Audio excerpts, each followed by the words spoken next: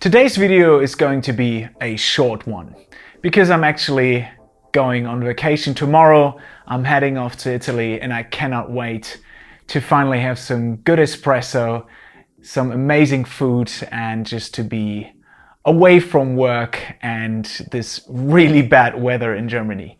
But before I do that, let me show you one of my favorite tools in my studio, and that has to be the elysia Envelope 500, a dynamic shaper or transient shaper that is often overlooked, and I really don't know why. I think it has to do with the fact that all the elysia gear looks more or less the same. So when you have them put into a rack or a 500 module enclosure, you can't really distinguish between all those different tools. But the envelope has to be one of my most favorite tools from elysia, and for a very good reason. Taking a look at the front plate, it's actually really easy to understand what is going on.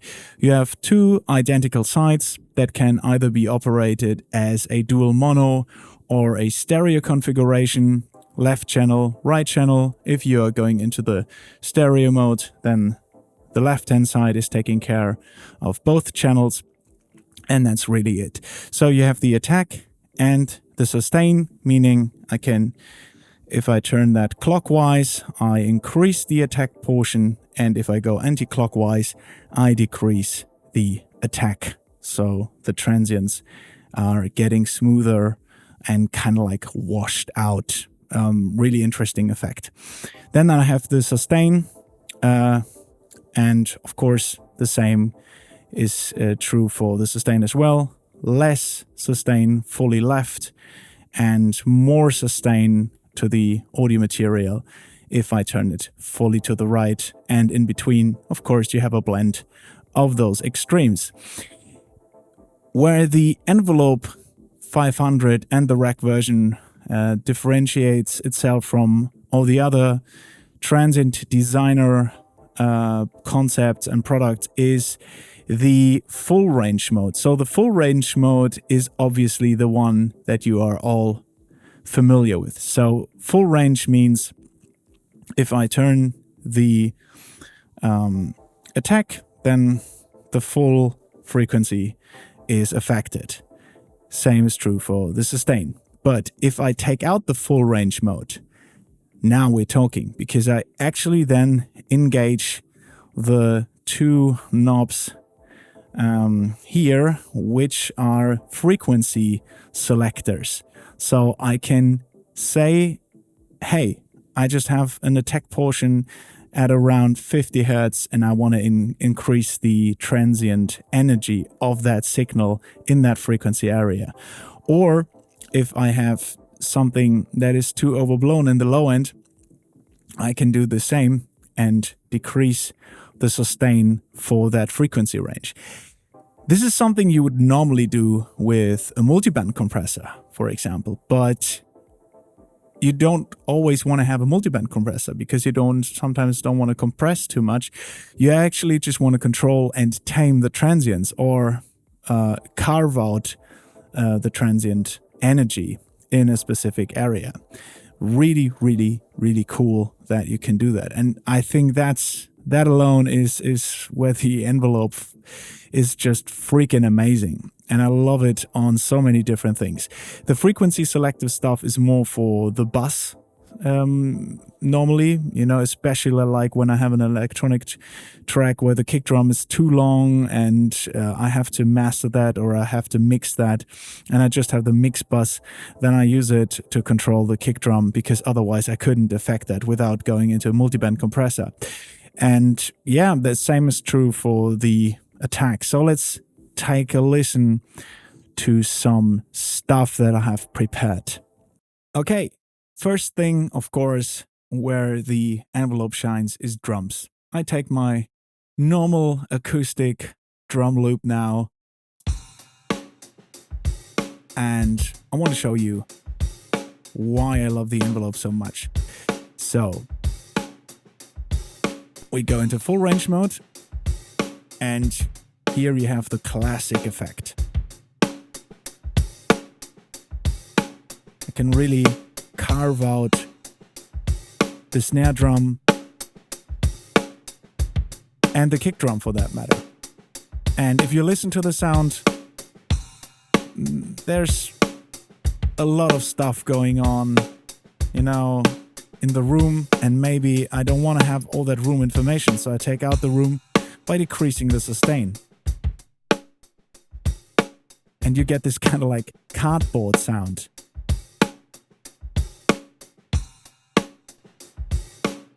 You know, that's without. And that's with. Sure. Extreme settings, nothing you might want to use if there's a drum solo. But again, if we are talking about a mixing situation, this could come in really handy, especially if you have elements in the mix that struggle against each other. Then shortening and tightening up the kick drum or the whole drum kit makes a whole lot of sense. And another thing that I really enjoy is if you take out the sustain, you get the room, if you take out the attack, then you get the room information. It's like if you're having the drum room now. And I could even emphasize that effect by increasing the sustain. You know, completely different sound. How crazy is that?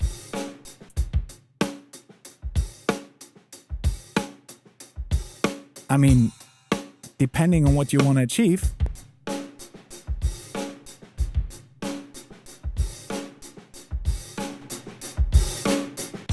this is also something I forgot to mention. There's also an auto gain on the top. I forgot to use that.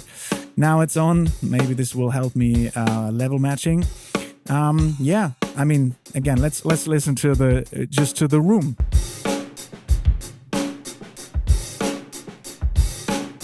Really, really cool. So again, let me just tighten up the drum kit, taking out a little bit of the sustain, increasing the attack, just make it a little bit more aggressive.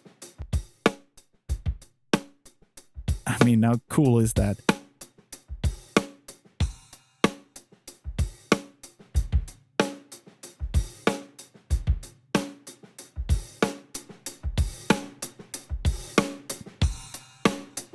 It's just amazing. And now let's try that out without the full range mode. So first, go out of it. We go out of the full range, engage it back in. And let's just say I just want to emphasize the kick drum. So I go into low bass territory.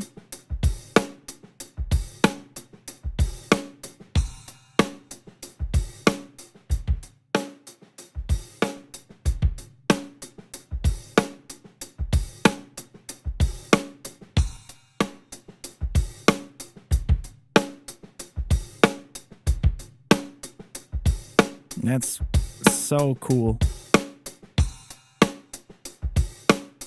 And maybe I just want to increase the sustain of the kick drum as well. So I go fully down to 50 Hz.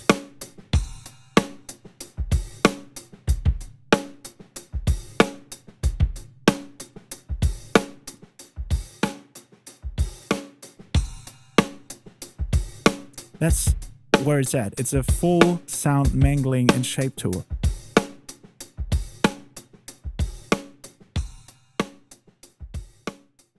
So it's really easy to carve out sounds. And I have this one particular drum loop in front of me here.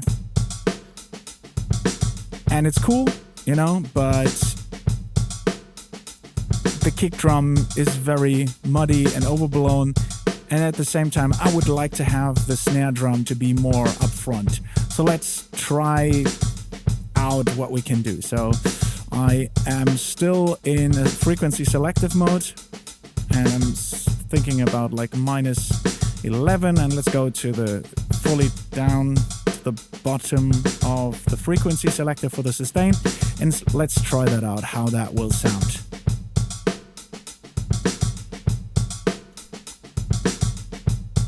You hear that? How the sustain gets controlled?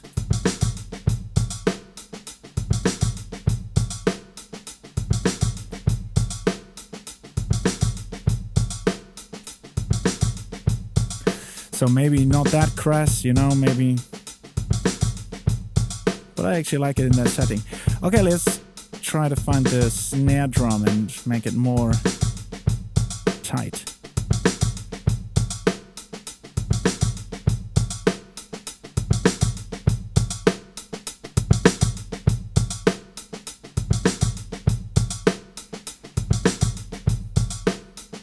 You hear that?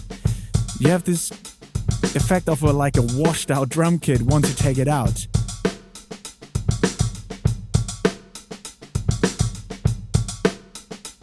And these are extreme settings.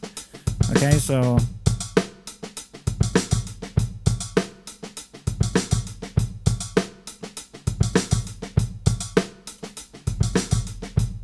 you instantly lose the transient response once you take it out.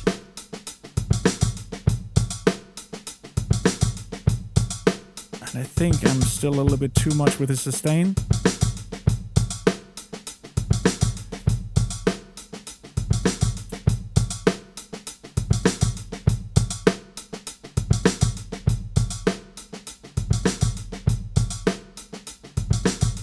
I still maintain the dynamics of the whole kit. You know, it's just transient response.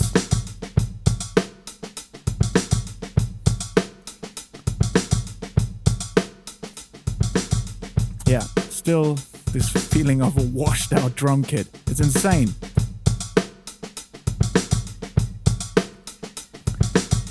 And if I'm into hip hop and subby stuff, I could also say, okay, I wanna have a longer kick drum.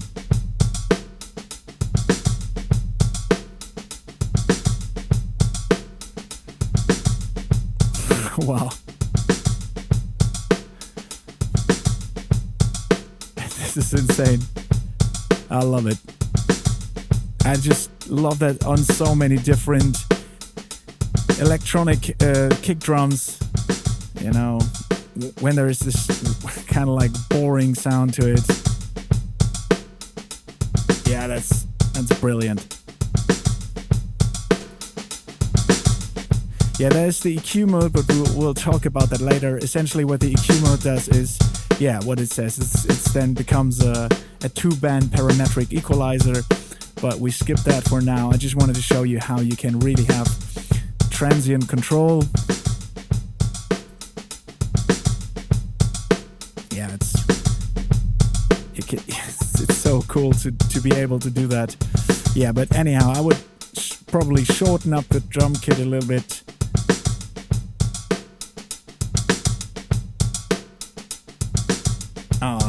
Also great on the hi-hat. The hi-hat swing is great.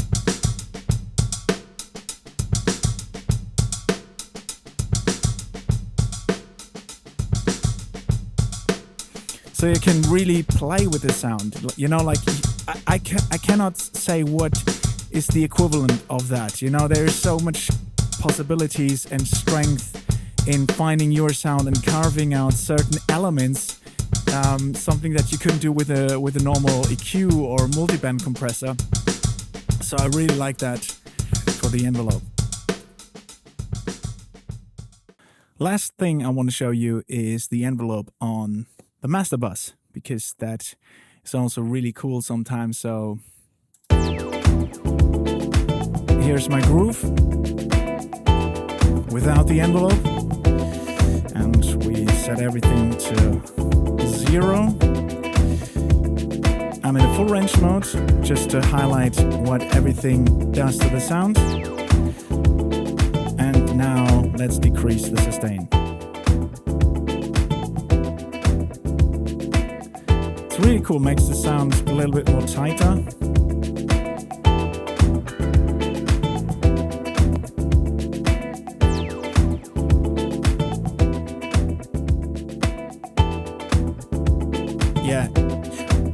Here it sounds a little bit unnatural in a full range mode, but I can still go into the frequency selective mode again. So, for example, the mid-range is, to my taste, a little bit too overblown. So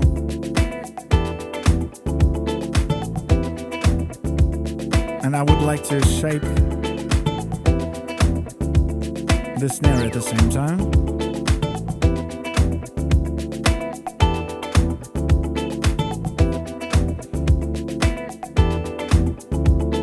I mean, it's crazy. These are extreme settings. Probably I would use a parallel situation here, but you can really control the dynamics even in a master bus situation.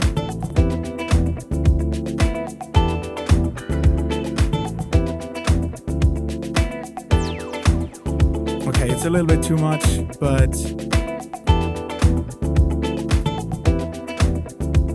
you get the idea. And how about we shape out a little bit the kick drum?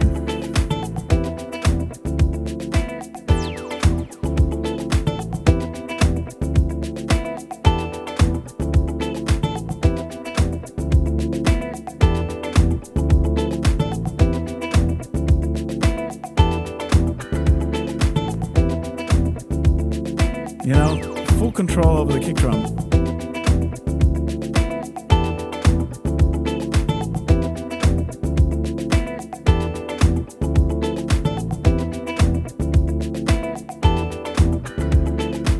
Insane. Love it.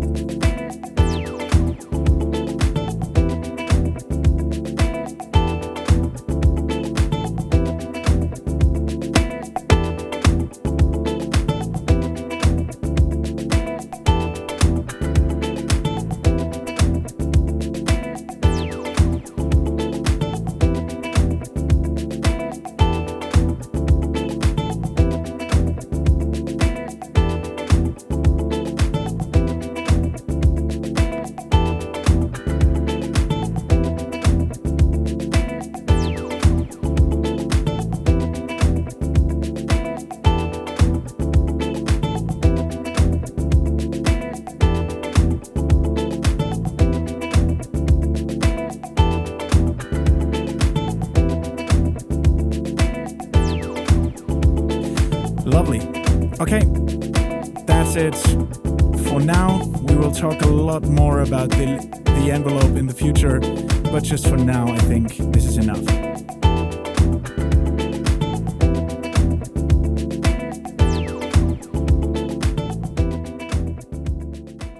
Alright, I hope you understand now why I think the elysia envelope is such a valuable tool for any producer or mixing engineer. If you have any questions, write them down in the comments below. I will write you with a nice coffee in my hand probably, and enjoying the sun. But anyhow, I digress again. Let me say thank you so much for this massive support that I'm getting. I've reached 2,000 subscribers now. I'm really happy to have such a strong community backing my video channel now, and thank you so much. And I cannot wait to show you the stuff that I have planned for later this year. So thank you for watching, and see you in the next video.